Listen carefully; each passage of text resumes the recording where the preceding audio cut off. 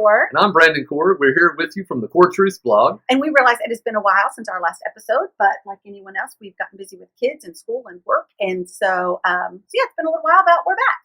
So here we are, and in today's episode, we'd like to visit with you about the size of our homes, the amount of square footage we have, and how we believe that is a huge sucker of our time. Mm-hmm. In a previous episode, we shared with you our beliefs of time and money and how we value time over money. However, maybe our past decisions and behaviors are not necessarily reflective or indicative of that. And so today we'd like to kind of dive deeper into this idea of the size of our homes. And I guess for starters, just how to purchase the homes that we have and the size of homes that we have. We feel that we're having to trade in hours for dollars to pay for those homes. But it doesn't stop there. No, so I mean, once you purchase the home, then there's the maintenance and the upkeep. So you may say, we need however many bathrooms. Well, now you're taking care of that. Or we need a whatever size yard. Well, now you're taking care of that. And it could be anything from this home taking up your time because you are maintaining and upkeeping it yourself. Or it could be that you don't have the time to maintain and upkeep it yourself. And so now you're trading more time, $4 to pay for someone to come and maintain and upkeep that house. And so that's a huge sucker of our time. There's also, we have found that we have rooms in our house that we don't use. I mean, because we do place value on time with family, we're spending a lot of our time together as a family in certain places. And so then that leaves other spaces unused, untouched. I mean, there's even times that I say, hey, kid, go do whatever in the dining room. And, well, I don't want to go do that in the dining room. I'm going to have to clean it. So then it's just an unused space. And so we found that, we have spaces in our home with no one in them. Yes. But we bought the home that we thought we needed. We have a large family. There's 7 of us total. We have 5 children. And we bought what we thought we needed. We thought we needed the space to give people room to spread out, space for kids to go entertain themselves. But what we found, and what Opal just pointed out, is that we have spaces in our home that we simply don't use. We don't use, but we're still trading in hours for dollars to pay for that space that we're not using. So recently, we kind of had some revelations. So recently we did take a trip. Whenever we travel, we stay in rental cabins, rental houses, etc. We use Airbnb, VRBO. And so we were just in a cabin much smaller than the house that we are in now with only the things that you need. You stay in these rentals, you have only the certain items that you'll need for your stay there. So here we are, less space, less things.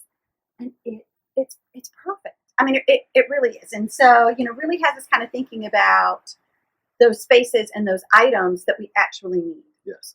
And so, this is something that we've been thinking about and talking about for quite some time now, a few years actually, because it didn't take us long to get in this home and realize that we have a lot of space and space that we don't need, and the fact that we don't need the space that we do have.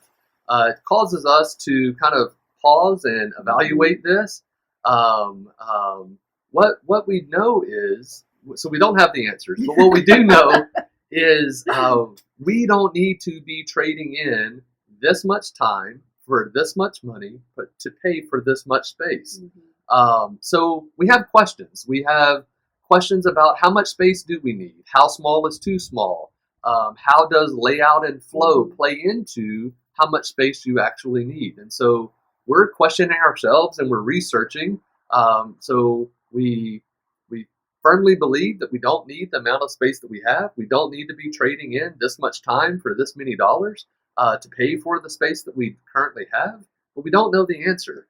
What we do know is less space will take up less money and ultimately equal more time. And if we value time over money, then what do we need to do to make that happen? Yeah, so we would love to hear from you guys. If anyone who's on this journey, starting this journey, beyond this point, if you have downsized, if you, whether it's, getting rid of the things, getting rid of the house, whatever the case is, we want to hear from you. So we don't have the answers. We're, kind of reaching out, trying to figure this out. I mean, we kind of know how much is too much, but how little is too little. So. Yeah, and so we told you early on that this is a journey. It's a process for us. We don't have the answers, but we're searching for them, and we're hopeful that we will get there. We'd love to hear from you. So share your thoughts, share your ideas. If you've downsized or reduced square footage, let us know what you did. How did you do it? How did you determine? What about layout, flow? Maybe square footage for large families and how to maximize that. So we want to hear from you. If you're not already following us, please do so. I encourage you to go over to Facebook, go to Core Truths, give us a like or a follow. If you think others may be interested in this topic, feel free to share the content. And until next time, take care. Bye. Bye.